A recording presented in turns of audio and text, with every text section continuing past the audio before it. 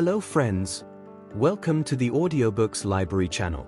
Do you ever stare at a blank page, paralyzed by the heavy pressure to create something absolutely original, feeling like an imposter because everything you think of has already been done? Today, we are going to lift that crushing weight off your shoulders with Steal Like an Artist by Austin Kleon, a liberating masterpiece offering the core wisdom that nothing is truly original, and true creativity comes from beautifully collecting, mixing, and transforming the ideas that already surround us. Here are the main points you'll learn from this summary.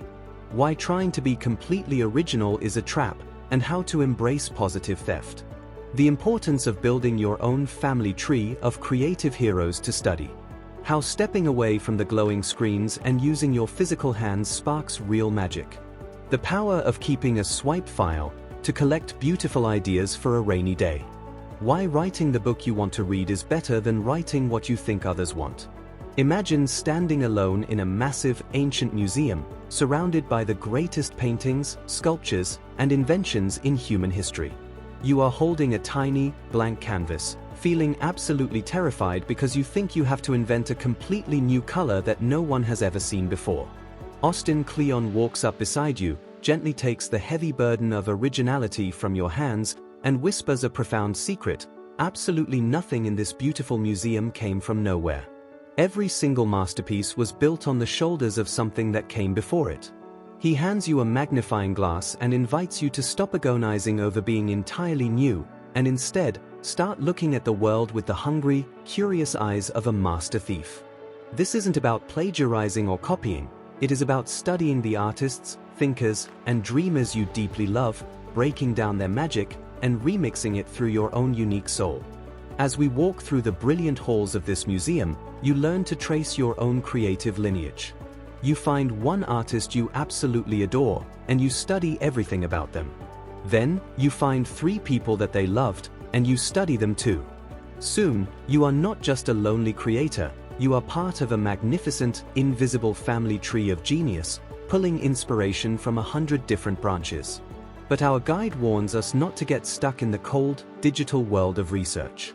He leads us out of the museum and into a messy, vibrant workshop filled with paper, glue, and colorful markers. He shows us that our brains are deeply connected to our physical bodies.